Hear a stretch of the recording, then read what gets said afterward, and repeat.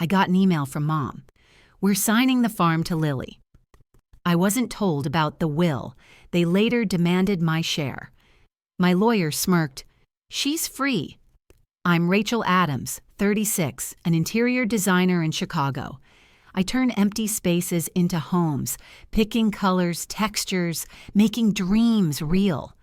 My office in River North is a cluttered nook with fabric swatches, a mood board pinned with ideas, and a coffee mug that says, "Keep it cozy."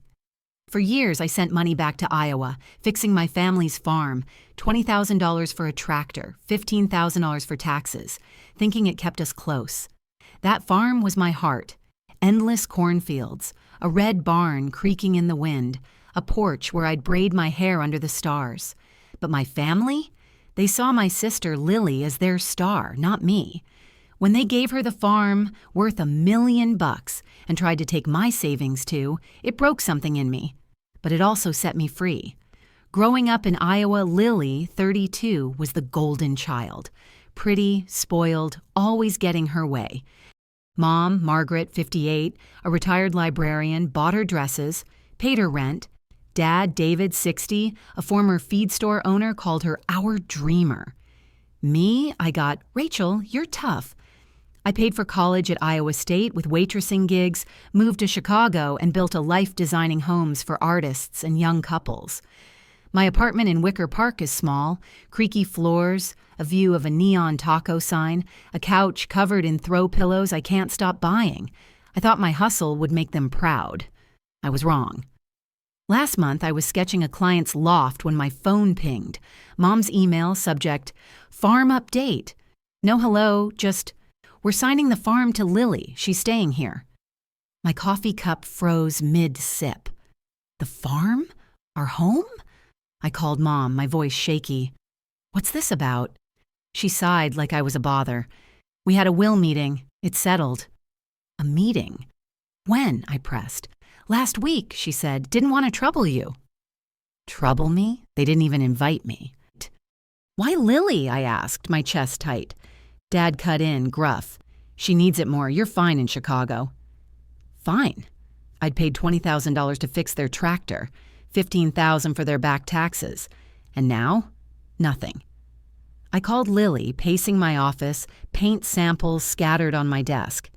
"You're selling the farm?" I asked. She laughed, that smug tone she always had. "Don't be mad, Rach. It's just land." Just land? The porch where I learned to braid? The barn where Dad taught me to drive a stick shift? "I'm done," I snapped. "No more money for you, any of you." She scoffed. "Whatever. We don't need you."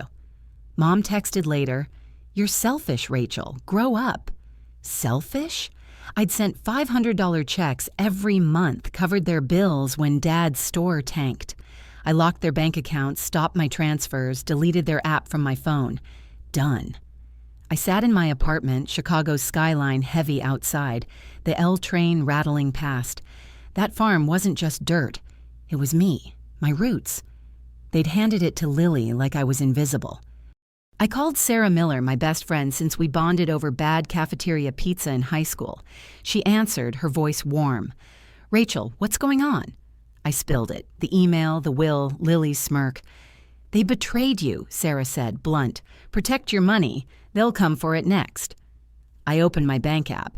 $300,000. All mine safe. Their accounts? I was out.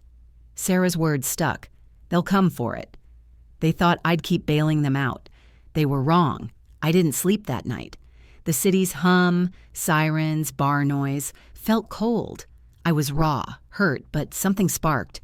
I'd spent years proving I belonged. No more. I Googled estate lawyers, found one with great reviews, booked a meeting. That farm was my heart, and they'd given it to Lily. I was done being their bank. Days later, my phone buzzed. Lily's Facebook post, a selfie by the farm's red barn captioned, "New owner, new dreams, ready to cash in." Not a word about me or the $20,000 I'd paid for their tractor.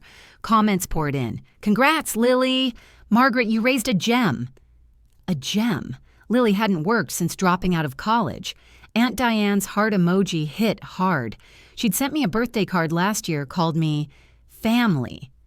Now, silence. I blocked the post, my hands trembling. Chicago's skyline looked gray through my window, clouds heavy. They'd erased me from our farm, made me a stranger in my own past. Mom called while I was at work, sketching a client's kitchen remodel. I let it ring twice, my stomach nodding.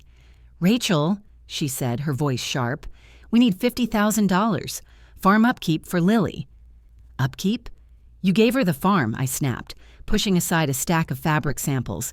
"I paid $35,000 for your debts. I'm done." She huffed. "Don't be selfish. It's for family." Family? I'd covered their mortgage, sent monthly checks. "No," I said, firm. "Lily's got it." She gasped. "You're heartless." The call ended. Heartless? I'd been their wallet, not their daughter. Rumors spread fast. Aunt Diane texted, "Why are you hurting your sister?" Cousin Mark called me greedy. Mom had spun it. I was the bitter sister, sabotaging Lily's future.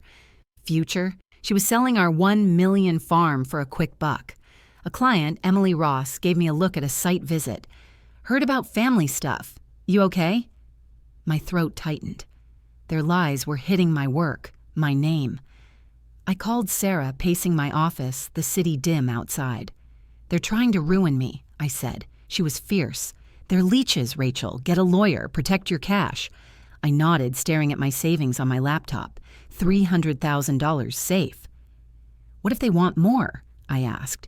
Sarah's voice was steel. "They will. Be ready." I found James Harper online, an estate lawyer with a rep for winning tough cases. We met at a cafe in the Loop, wind howling outside, coffee steaming. I laid it out. The email, the will, Mom's $50,000 demand. James leaned back, calm. "Your savings are yours. No shared accounts?" I nodded. $300,000, all mine. He grinned. "They've got no claim, but we'll check for traps. They sound desperate." He started digging. I called Miss Carter, my bank contact. "Any odd moves on my accounts?" I asked. She paused. "Your dad tried linking your savings to theirs last week." "My savings?" My heart raced. "Block him," I said. She did. They weren't just taking the farm, they were after everything. Then they pushed harder. Lily and Dad showed up at my office. No warning. Lily in a designer coat, Dad in a worn flannel, looking tired. "Rachel," Lily said, holding a spreadsheet like a weapon, "you owe us $150,000. I blinked, stunned. "What?" Dad stepped up, his voice heavy. "You grew up on that farm. You owe your share." "Share?" I'd paid their bills, fixed their debts. "That's my money," I said, my voice tight, standing by my desk's clutter of paint chips. "I owe nothing." Lily smirked. "You're killing us. Just pay up." I laughed, bitter. "You got the farm. Sell it." Dad's face darkened. "You're no sister of mine." The words cut deep. I pointed to the door. "Get out." They didn't stop. Mom mailed a letter, typed, formal. "Rachel, you've benefited from family assets. Pay $150,000 or we'll sue for misuse." Misuse? I'd saved them from foreclosure. They twisted my help against me. I sent it to James. "They're bluffing," he said, "but we'll counter." My apartment felt smaller, Chicago's wind rattling the windows. They'd given Lily my farm. Now they wanted my savings. For what? Her next disaster? James called a week later, his voice sharp. "Rachel, we hit gold." My pulse spiked. "What?" he explained. Lily had taken a $200,000 loan for a boutique winery that tanked. She'd used the farm as collateral. Mom co-signed, emailing the bank. Rachel's support makes this solid. They'd lied about my involvement, used my name to look legit. James had proof. Loan documents, emails, bank records, a text from Lily to a friend. Rachel's name seals it. I felt sick, my hands clenching. They hadn't just cut me out, they'd stolen my credibility. I needed more. I called Uncle Frank, Dad's brother, the one relative who hadn't judged me. We met at a diner in Bridgeport, coffee bitter, neon buzzing. "Rachel," he said, grim, "Lily's winery flopped. They're drowning in debt. They want your money to save them." My jaw tightened. Save them? With my savings? Your mom thinks Lily's their legacy, Frank sighed. They're blind. I thanked him, my mind racing. Lily wasn't just spoiled. She was reckless, and they'd bet on me to clean it up. I sat in my office, Chicago's lights flickering outside. Sarah came over, hauling pizza. They're done, she said, slicing a piece. You've got evidence. Hit them hard. I nodded, a mix of fear and fire. I will, but it's gotta sting. James was prepping a lawsuit. I moved my $300,000 to a trust, locked tight. I planned a family dinner at a fancy restaurant in River North. Crystal chandeliers, mahogany tables, jazz humming. I invited Mom, Dad, Lily, Aunt Diane, Uncle Frank, a few cousins who'd bought their lies. The invite was warm. Let's reconnect, they fell for it. Lily texted, "Smart move, Rach." Mom called, "Rachel, this means so much." I smirked, silent. They thought I was caving. This wasn't a reunion, it was a reckoning. The dinner was set for 7 p.m. Lily swept in, her designer purse swinging, all smug. Mom wore pearls, fussing over her. Dad looked weary, his eyes sunken. Uncle Frank gave a cautious nod. Aunt Diane smiled, oblivious. Dinner was flawless. Lobster, aged Pinot Noir, laughter filling the air. Lily gushed about farm plans. Mom praised her vision. I stayed quiet, picking at my plate, waiting. Dessert came, chocolate torte, dusted with gold. I stood, raising my glass. "Thanks for being here," I said, my voice steady despite the knot in my chest. After the farm, I learned something. Truth cuts deeper than lies. I hit a button, and a projector lit the wall. Lily's smirk froze. The first slide showed Lily's $200,000 loan, the farm as collateral, Mom's co-signature, a default notice due yesterday. Next, emails. Mom to Lily, Rachel won't check. A bank letter demanding payment. Lily's Facebook post flaunting the farm. Mom's letter claiming I owed $150,000. "This isn't family," I said, my voice sharp. "It's theft. You gave Lily my home, used my name to fund her flop." The room went silent. Aunt Diane's fork clinked. Uncle Frank's jaw tightened. I kept going. My savings, $300,000, now in a trust. "You'll never touch it," I said. Lily jumped up, face red. "You're lying," she shouted. Dad mumbled, "Rachel, stop," but sank back. Mom's pearls trembled. "You're ruining us, ruining them." I pressed on. "One more," I said. A mortgage notice. Lily had repledged the farm for another $100,000. Foreclosure was coming. "You sold my memories," I said, staring at Lily. "Now lose yours." James stepped forward, papers in hand. "Rachel owes nothing," he said, his voice firm. "We're suing Lily for fraud, seeking damages." Uncle Frank spoke up. "Lily, you're a disgrace." Aunt Diane gasped. "Margaret, how could you?" Lily stormed out, heels echoing. Dad stared at the floor, broken. Mom sobbed, head in hands. "Rachel, why?" she whispered. I looked at her, calm. "You chose her. Live with it." The cousins sat, stunned. A few nodded, their eyes soft. I'd flipped their story. The dinner ended, torte untouched. I walked into Chicago's chilly night, the wind sharp but freeing. I wasn't carrying their weight anymore. Days later, the bank moved in. Foreclosure hit. The farm, my cornfields, my barn, was gone. Dad called, his voice cracked. "Rachel, save us," I said. "Ask Lily." 6 months later, my life's thriving. I launched my own design firm in the West Loop, projects pouring in from London to Dubai. Design magazines call me a visionary.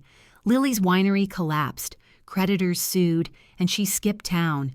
Mom and Dad sold their old pickup, scraping by in a tiny apartment. They mailed apologies. "We were wrong," Mom wrote. I didn't reply.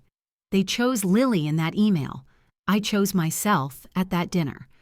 I bought a new apartment in Logan Square, all glass and clean lines, with a view of the city's pulse. On the wall, I hung a faded photo of the farm. Me, Lily, Mom, Dad, laughing in the fields, not for nostalgia, but for what I overcame. I posted it online. Family honors your worth, doesn't steal it. Messages flooded in. Clients, strangers, people like me. You gave me courage, one wrote. Sarah threw a housewarming party with cheap wine and loud laughs. We danced, toasted to chosen family. Chicago sparkled outside. Mine to claim. I don't hate them. They thought I'd crumble. I didn't. That farm was my heart, and they gave it away. That debt was their trap, and they kept it. When I said, "Ask Lily," their world fell apart. Mine grew. I'm Rachel Adams, free, designing a life they'll never touch.